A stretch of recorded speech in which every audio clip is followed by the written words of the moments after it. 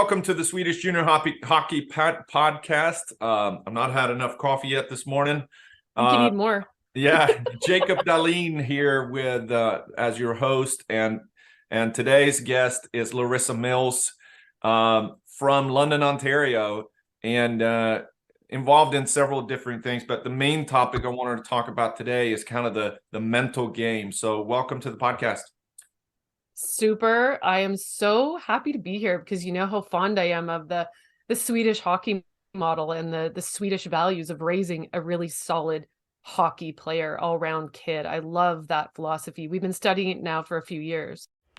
This episode is brought to you by Scandlux, your home for Scandinavian luxury products for the U.S. market. You can find us at scandlux.com. Yeah, we should look at The Perfect Human, right? Nicholas Lidstrom and yes, The Perfect Human. All right. So what I want to do, let's start, because not a lot of people may have, especially in Sweden, have heard of Larissa Mills, and I know you're involved in a lot of different things. Yes. Kind of the topic today is really preparing. How do we prepare the athletes in the mental game in the digital age? And also, maybe we can talk a little bit about preparing coaches and parents in this digital age too. So we'll talk a little bit about the challenges that players face today versus maybe 15 years ago as well. So give us a background, first of all. Who's Larissa? And oh yeah, sure. Well, I started out as I've always been an athlete. My brothers played hockey. I played hockey. I didn't last as long as my brothers. I ended up coaching some hockey in high school and being one of the hockey trainers on high school teams, and played rugby. I was a basketball, volleyball, track kind of rowing person. But as I graduated and I studied behavior, sociology, psychology, and then I did a master's in science of education, but that really was how the brain learns. And that became an important way to share the path in which I'm seeing how these young children and athletes are learning today. So today they're not learning actually as much information as they were 15 years ago. Reason A, phones. Because by 16, if they're on phones for 13,000 hours, they have lost 2,000 hours a year of growth development in all the areas in which they need, which is, I think we talked about it before, Jacob, which was physical, emotional, psychological, academic, right? So they're behind now. A lot of the kids are behind in those areas. Even 4-year-olds can't write, can't talk, can't speak properly like they did 15, 20 years ago. Are phones totally to blame? No, they're not. Parenting also has changed, right? So what we value is changed. We're also, parents are on phones for almost 2,000 hours a year now too. So when does that allow us to talk, connect with our kids and know who our kids are? Now kids just get home, get on the phone, and they're off in their rooms. Yeah. So we're dealing with a different lifestyle, which means we have to approach the kids. I have to coach differently, completely differently than I did 15 years ago.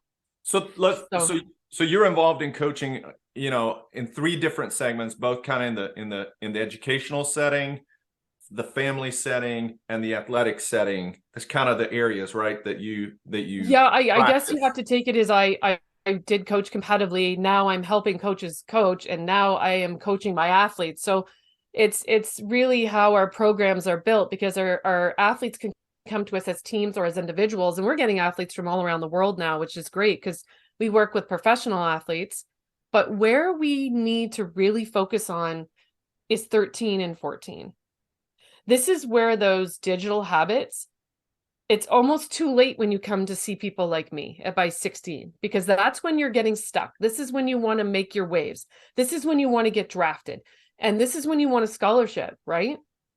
So this is where we're seeing that age group struggle is 16. Let's start with the end as a means to be able to go in. So what are the problems that you're seeing today, or the everybody always, so if we compare now to the physical aspects of the athlete, that says, okay, everybody sees at the scouting the reports just came out about who are on the draft list, right? So the next thing is going to happen is going to be combines. Oh, I know.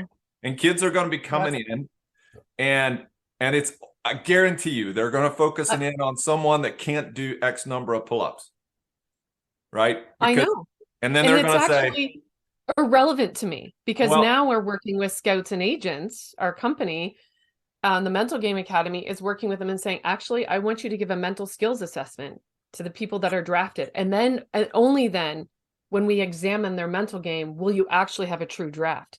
Because their physical, it's an indicator, but the one muscle up here is the long-term moneymaker, right? Yeah. So what are the things that so let's start there from the draft perspective, because it's an easy one to be able to go in and say, gotcha.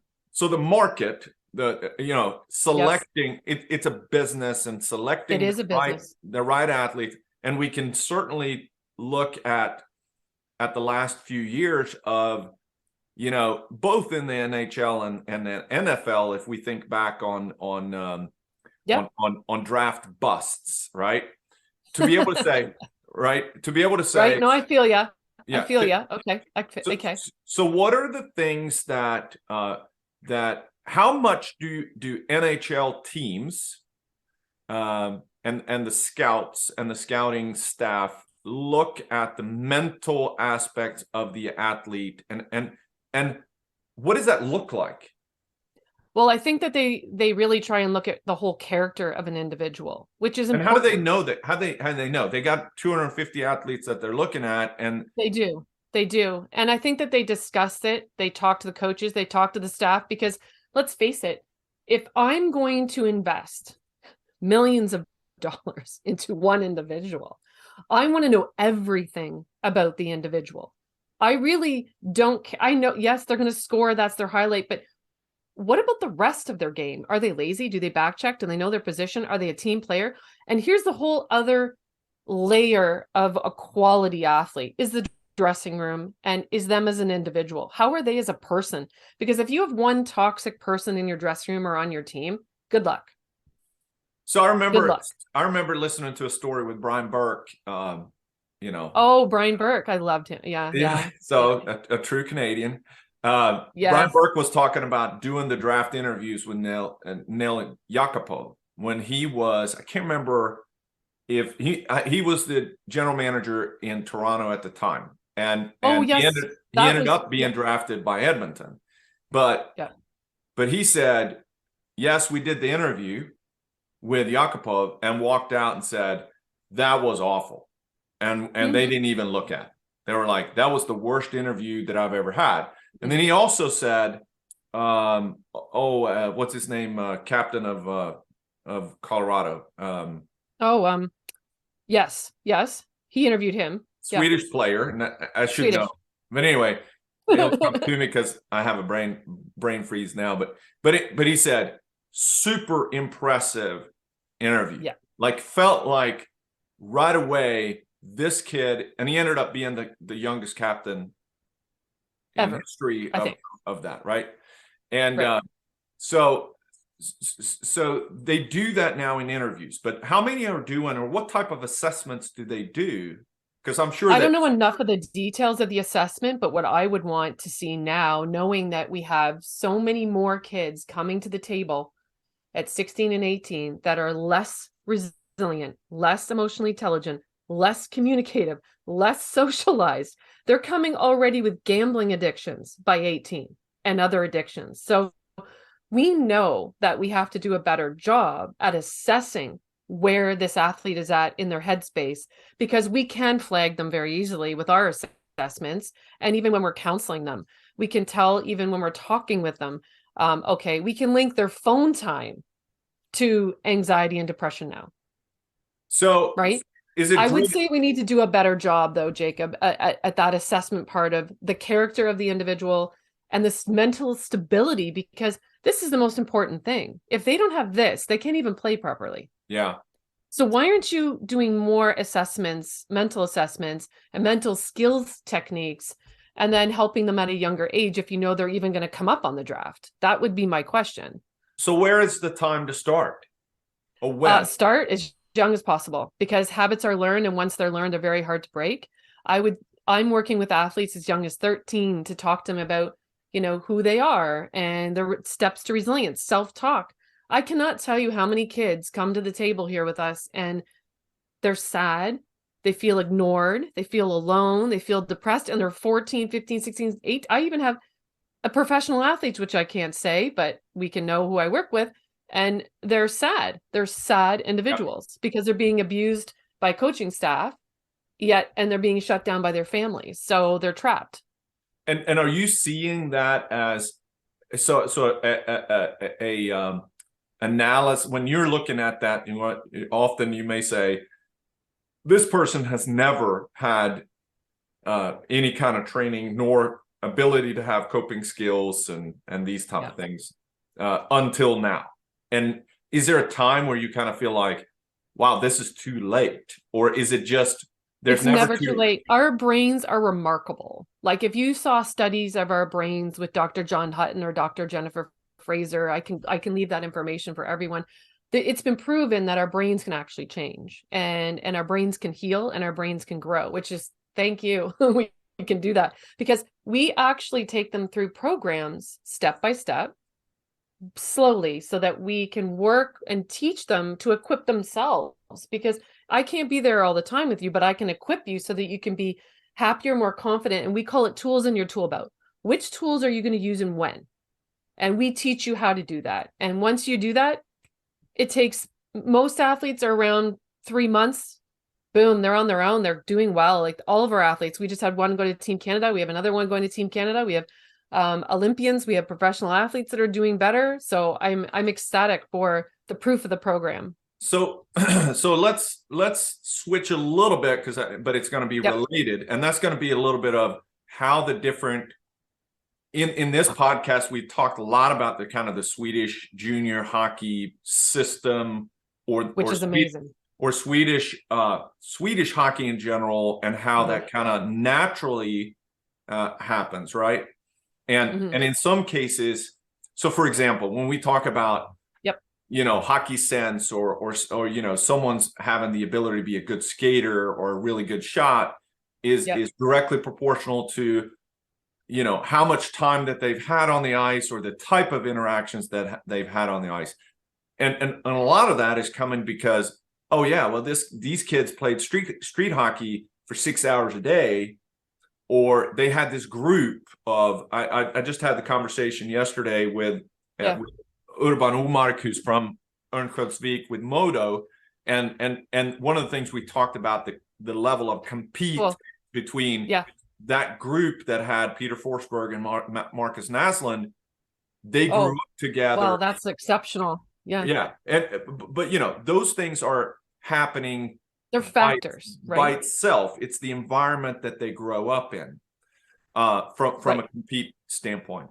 But what is it about and I'm interested in kind of, if we compare US, Canada to kind of Sweden, then what are some of the things in Sweden that you see that are driving that healthy enviment versus the unhealthy? What are some things that you were impressed with?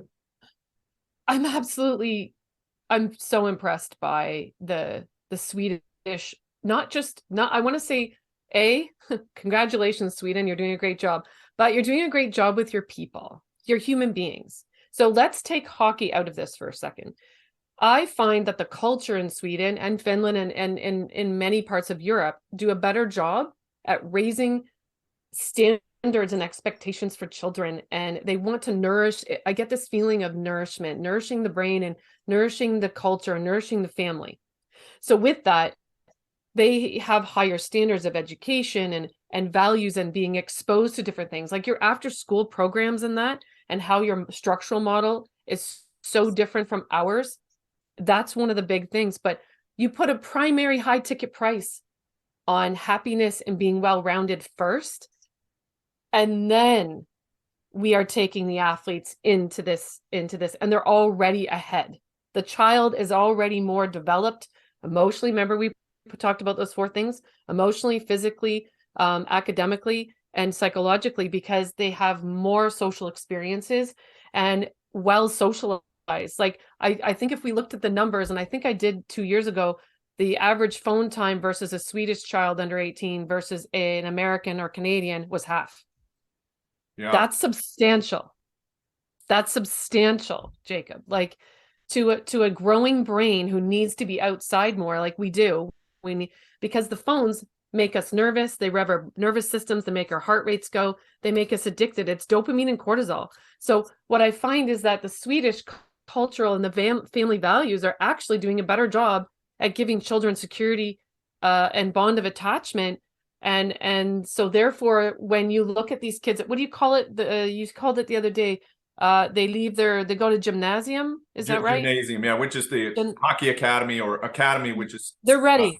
Yeah, high school. They're ready. These kids are more self-sufficient. They're happier, more resilient, more emotionally intelligent. So they're already on a better footing when they're going to their academies versus our kids are far behind. We have actually dropped our expectations here in North America for our kids. Like we just keep lowering the bar a little bit for them, and they're parented differently, right? They're not as resilient as they used to be 15 years ago. You know, one of the examples that I think back of, so for those who don't know, so I grew up in Sweden and I left when I was 18, but one of the big differences, because I came over here and I went to high school for a year, and one of the immediate differences that I realized was this subject of recess. And it's a funny thing. I can't believe you just said that. So I'll tell you a quick story about this because it has my gosh, because what do you call it in Sweden? The lady told me have like breaks or so we have rast, which is called rest. Rest. It's a, but here's what happened. So even in 1st through 6th grade, which was primary school, I remember looking at my schedule, and you would have, here's the classes that you have, the subjects that you have, and in between the classes is not just transportation from classroom A to classroom B. Right. Now granted, I have 8 people in my class, in my grade, 8. So we ended up for 1 year, when I was in 4th grade, we had 4, 5, and 6 in the same classroom.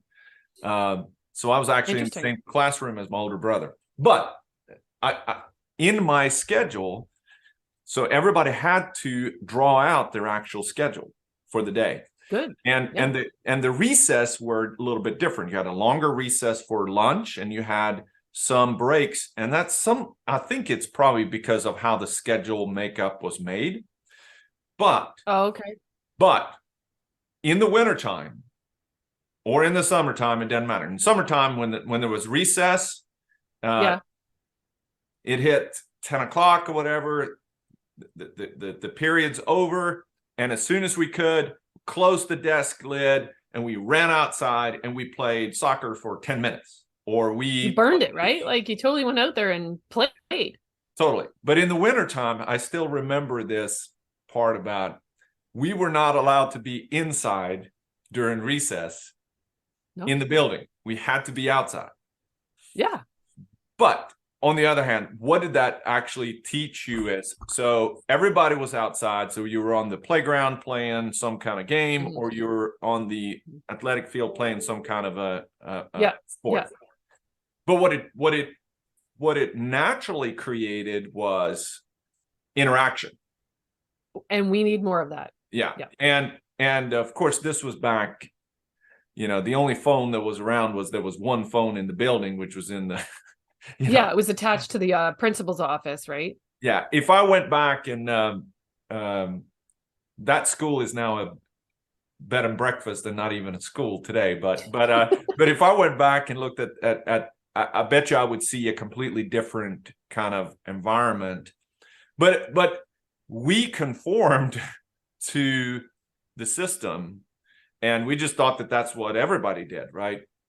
Mm-hmm. But when I came over to the U.S., there were and we'll not go into too much more details because it's nothing about hockey, but when I came over to the U.S., the breaks were like, okay, you were out of this class, you got to your locker to be able to maybe get your change books, and then you have to hurry on. Oh, I see what you mean. Oh yeah, we don't have that here in Canada.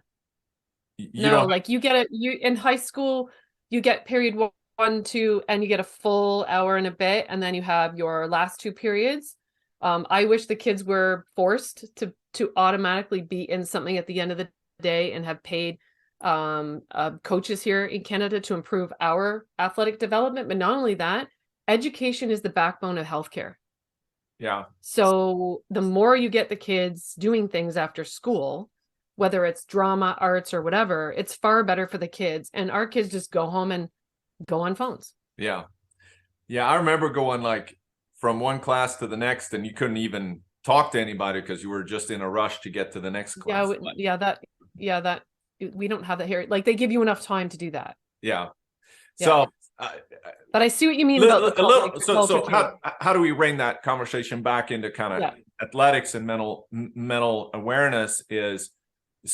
I think that there's some systems that are built perhaps that naturally guide them. Yeah.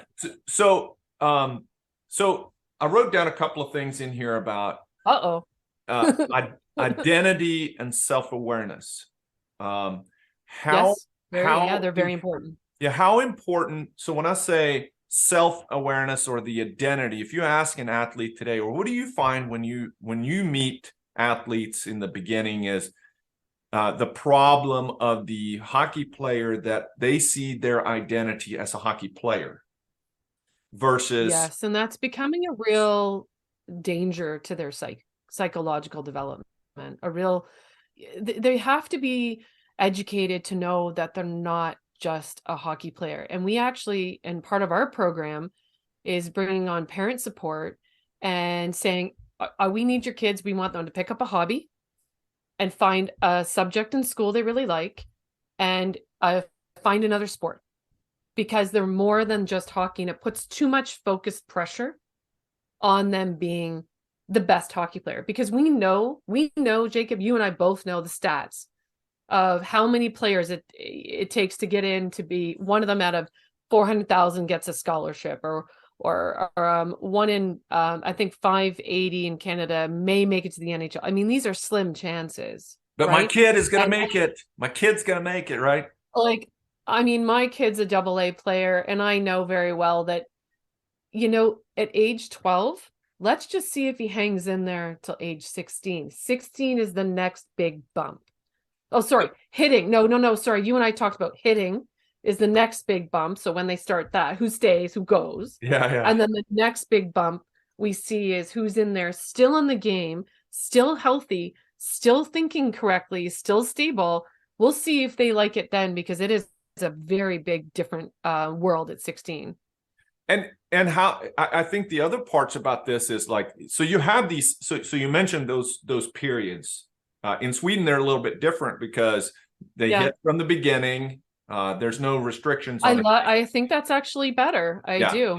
The big selection is going to be after 9th grade, when they go from their regular kind of their middle school to high school, and they often have to go away to a hockey academy if they want to continue. So it's a natural selection when it comes to their interest level, right? They're going to say, all right, how bad do you want to do volleyball or soccer? And I had this conversation so we just released yesterday, Oskar Alsenfelt, who's just general manager of the SDHL in Sweden.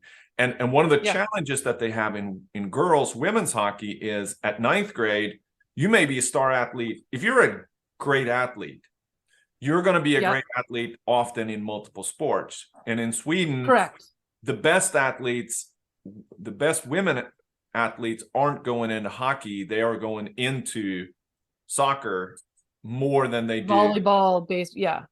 So same things we have here in the US. The best athletes don't go into hockey in the US. They go into football or baseball or basketball. Right. So but those are natural occurrences that, on the other hand, change the course for everyone. That age group, right? Yeah, but at the same time, it there's some good in that too, because it really makes you think back of like, how badly do I really want this? I think it makes the kids, and you know as well as I do that I'm seeing a lot of kids driven by their parents. And I had I don't know if you ever listened to Gary Vaynerchuk, but I was listening Yes. to one of the things that Gary V was talking about, and that is, what's your advice to as a parent to your kids, and that is, number one, listen, but then allow them to flourish within their own interests, and don't versus for them to do what don't live vicariously through your children, right? Well, that's great advice. And like, here I am, I've got a swimmer, football, hockey, and I did coach them all in my sport for a short time in volleyball, but all of them picked something else. So I want them to do what they want to do. And if my kids ever want to stop their competitive sports, we've said there's 19 other sports you can pick from. Yeah. And we'll support you when you want to switch. Yeah. So that they know they have that cushion. I call it the landing mat in parenting. They need to know that you're the landing mat, and no matter what happens, that you're going to help them when they need to make a decision, when they're going through something, and that they can trust you. Because if they can't, it actually causes problems and insecurities and overthinking and worries, and it hurts their performance. Yeah. Right. So let's go into the last part about our conversation here. And I've got some questions written down my notes here. So we hadn't touched on the phone bits. Yeah. Yeah. So the goal is to improve. I put down goal is to improve performance. Correct. So, which is, to me, it's about where are you versus where you want to go, and the path of how are you going to get here? Yeah. How are you going to get here? And you're here. So if we compare that to, so if I want to improve my 40-yard dash, Sure. In your combine, whatever, yeah. Right? In my combine, yeah. I want to improve my shuffle speed, or I want to improve my vertical leap, or I want to improve that. I have to start working on that. So there's a strategy. My goal is to get here. I'm here. So the next thing is, how am I going to do that? Well, there's a strategy. I need to start eating right. I need to start sleeping right. I need to start working out to build those numbers to get there, right? Mm-hmm. What I'm imagining is, at the mental game, there's very little strategy on how do you improve. Right. They just don't know how to use it. Yeah. So what are some steps to, you mentioned one, put away the phone. Well, we actually do better than that. So we actually custom a phone reduction system for all of our athletes. And we teach them what happens to their brain and what happens to what we call it. Does it take your energy, or does it give you energy? And social media, they said, takes their energy, which is very interesting to hear from them. I don't want to go on it. I want to see it. I don't know why I want to see it. I'm afraid of missing out. So FOMO. Yeah. And I'm like, well, but you're missing out on people who are on TikTok that you don't know. So we mostly reduce their TikTok. We mostly get them on only apps that they feel they trust. They have people they trust, right? Because we also have to think about this. We have athletes who are now being drafted or getting scholarships. You have to be very careful what you say, do, and act online, period. So we educate them about that. But reducing their phone use is one thing, and making sure that you go to bed on time every night and get up at the same time, but you don't have your phones in your room. There's no phones in the room. There's alarm clocks. Our athletes do their journal, their self-analysis every night, their goal setting, their re-goal setting, and their strategies. Then we get them to do their self-talk, their mantras, and work on their mindset. So they have to do a lot of mental work at night and visualization and manifest what they want to achieve. And this is every day. We get them to work at their brain work about 25% more than the average athlete would be doing. So if you want to know why athletes are moving from here to here, it's because the only other edge in sports now, because we have every million different types of coaches that they can pick from, the only difference is the mental game. And every sport after 16, as you know, is 80% mental. So you have to start working on that game up here, all your mental skills. And there's literally 100 different coping mechanisms we teach them. So what are the results? General terms, right? General terms. We've had kids who are so anxious, they didn't want to talk. We're now talking, and now they feel confident. And now they're out there scoring, and they're happy, and they're able to converse with kids. Then we have the whole other thing where overthinking, self-doubt sinks in. They can now stop their own negative thoughts and visualize what they want to do and go do it. That's huge. I mean, I have kids calling me going, I totally did it on the weekend. And I mean, that's priceless for me to hear, right? We have kids who are now in that playoff situation, the high pressure situation. They're like, we teach them that it's just another hockey game, right? It's just another game. It doesn't matter if it's a playoff, a championship, it's still the same face-off you faced as a goalie 1,000 times. It's still the same 1,000 games and hours you've played. So we teach them to build their confidence and settle down their nerves and use their breathing techniques as well. Breathing actually is really important. And teaching them emotional intelligence has completely paid off in terms of earning a leadership role on the team. So we're seeing some of our athletes earn that leadership and getting scholarships. So we know that we're having our testimonies are incredible. So I'm really proud of that. Well, and I mean, it's translatable skills, right, into life. That life, I mean, that's the careers. greatest thing about sports, that it translates into life and careers. So wrapping this up, not everybody's going to have the ability to get their own personal mental coach, right? And they may not be in the best setting where this happens naturally in their environment, right?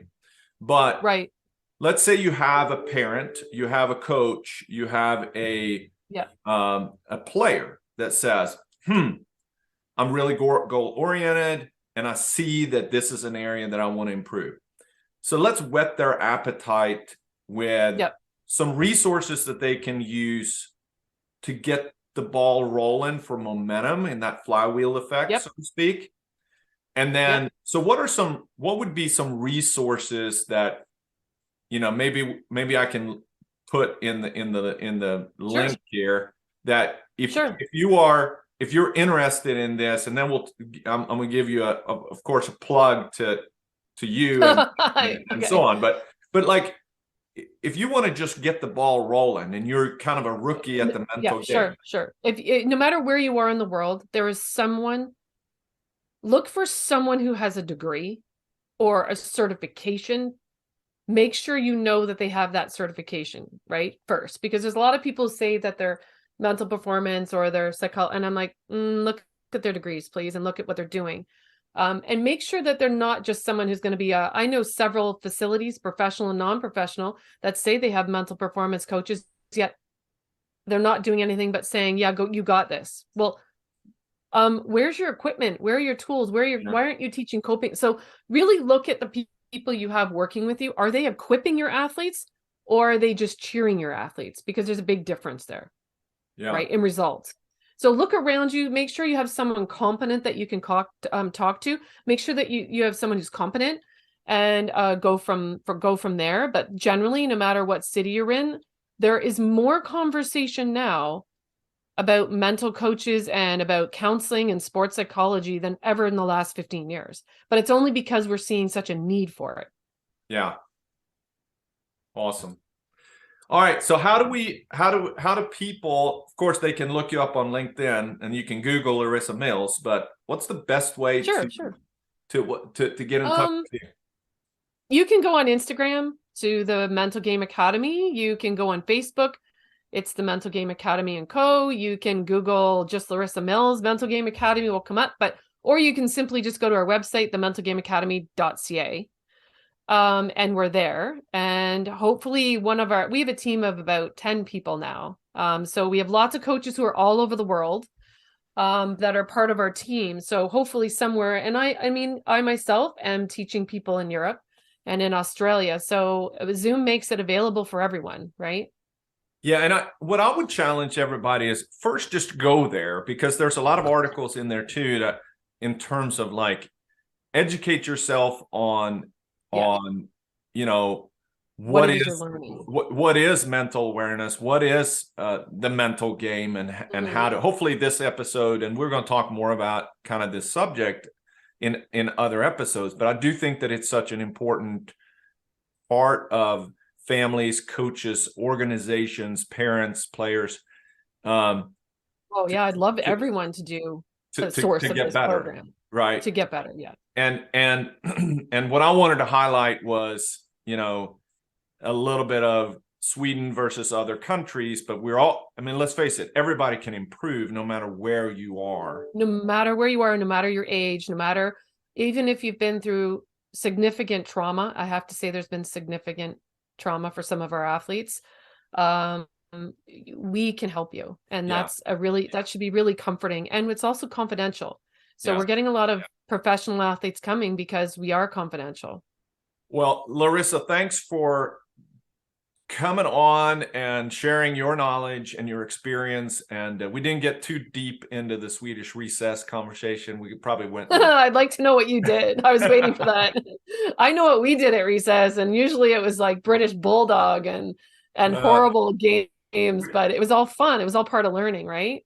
So we played with marbles and we played brännboll. I know that. What's was brännboll? What's that? So BRANNBOLL. Yeah. It's a form of baseball with a tennis ball. Oh, and yeah. You take your old broken hockey stick and use it as a bat, because we didn't have, of course, real hockey. I love this. Bats. I'm going to tell my kids. There's no pitcher, so you throw your own ball. Do you throw your own ball? But okay. And there's no base. There's cones or whatever you have. Oh, I see. And there's intricate rules. And the fun thing that I can remember was lots and lots of discussions about the rules and the interpretation of the rules. That's what my kid comes home and says. He totally didn't touch the base, and I got him out. But this is how it teaches them justice, right? And equality, right? All that good stuff. If it did nothing, it taught you negotiation skills and bingo, mediation.